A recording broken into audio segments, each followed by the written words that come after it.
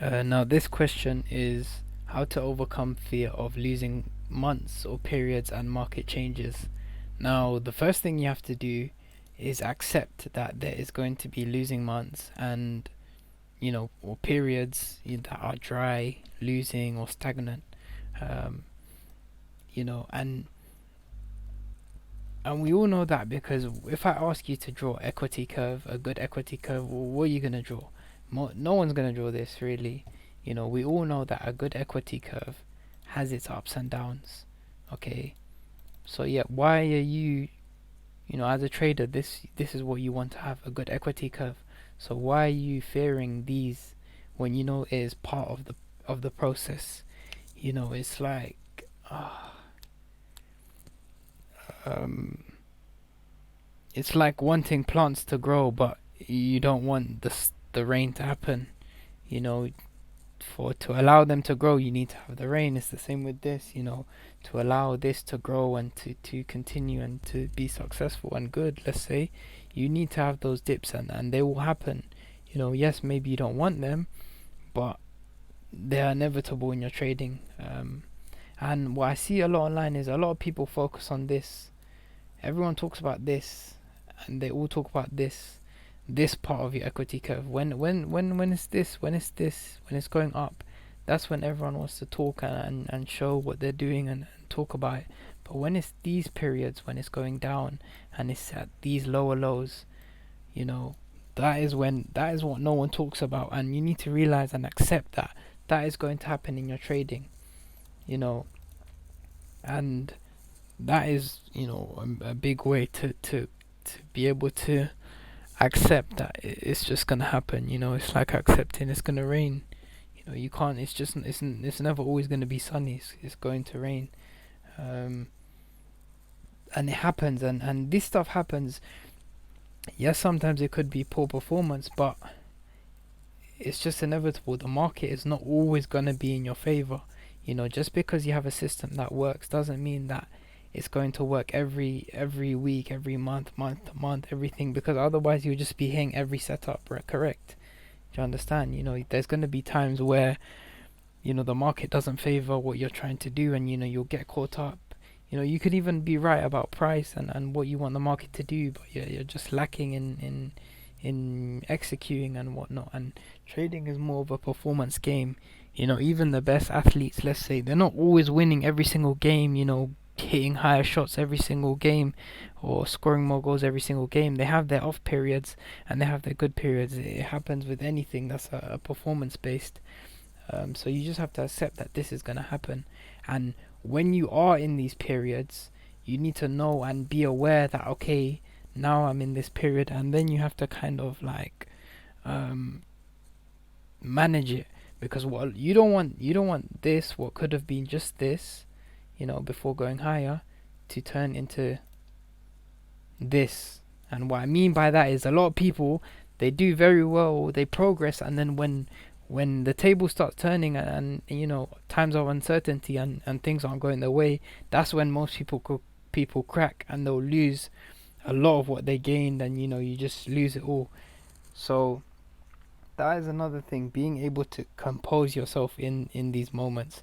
And how do you do that? Well, once you kind of accept and kind of try to be aware that you're in a situation where you keep going through break even, you're winning, break even, losing, winning, winning. When you're going through that period, you can either keep pushing, but obviously stick to your plan. Maybe you could lower risk. Never go crazy. Just accept that it's happening, but stick to your plan.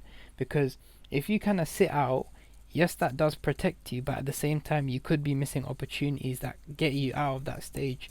So while yes, sitting out can be good, and you need to kind of know when to sit out. And me, as a person, as the person who I'm, talking to you in this video, I'm not one to tell you you should sit out here and here and here. It should be a decision that you make yourself. Um, so yeah, I don't want to be that person to say, oh, after three losses, be done, because maybe you win the next three. You see what I'm saying? So I just trying to say that control your emotions in this state when things feel like they're not going right for you, because we all have that time in the market where every trade's going right, everything's going right for you, and then you have that time where nothing's going right for you. You need to accept and understand that, okay, nothing's going right for me, but what can I do to take control over the situation? Yes, you may not have control over the outcomes, but you have control over the situation, as in how you're gonna approach it. What you're gonna do to mitigate it, to not make it worse, and that is how you kind of approach these times.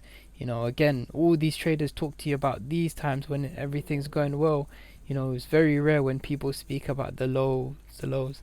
And to get higher highs, you need lower lows. That's with anything. um, and if you look at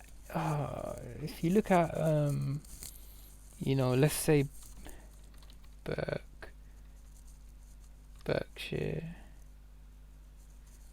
I want to look at Berkshire Hathaway.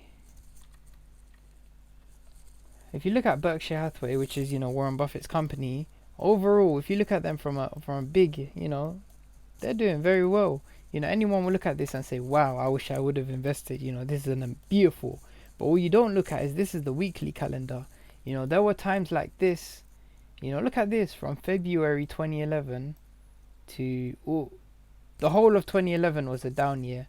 And yes, I'm not saying you're gonna have a whole year where it's down, but it's times like this, in your equity curve where people just lose it all. Psychology out the window. This is when you need to be careful. Acknowledge you're in a period of this and try to push yourself out of that, because that's where real skill as a trader comes in.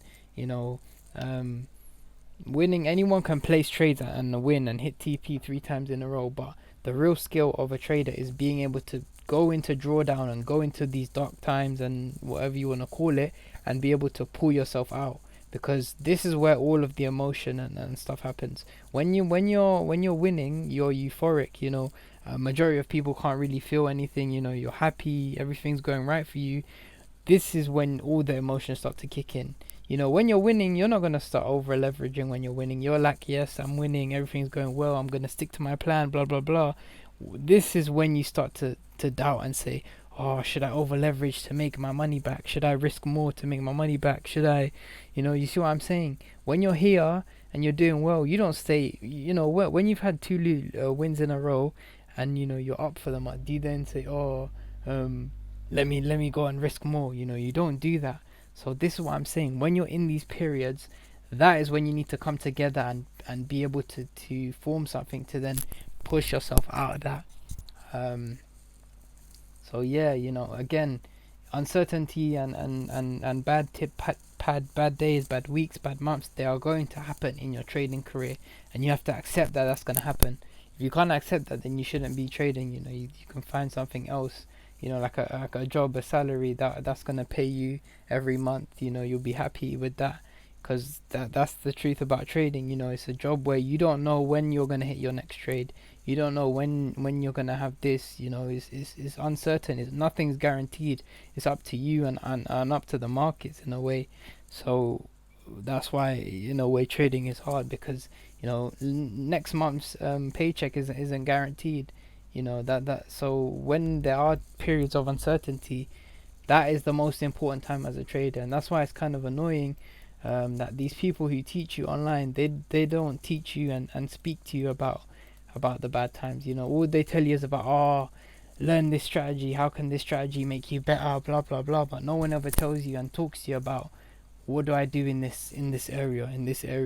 And if you're a trader and you do get into this area, then just feel free to message me, and I'll try to see what I can do. Yes, again, it's I can't guide you. I can't, end of the day, it's up to you, but I could try to give you my best advice on what I think to do in those areas.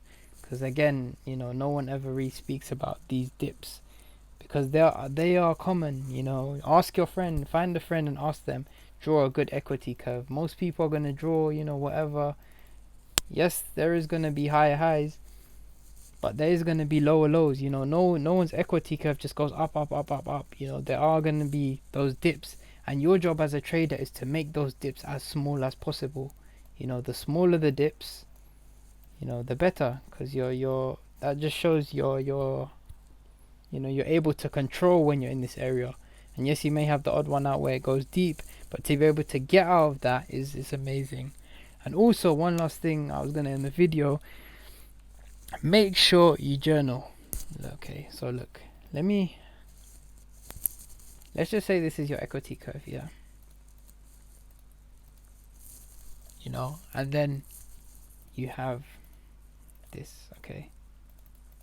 When this happens, you can look back and say, I've been here before, I've been here before, I've been here before, I've been here before, I've been here before, and I've got myself out before, and I've got myself out before, and I've got myself out before.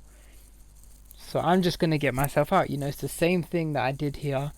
Control your emotions, stick to your plan, and get yourself back out.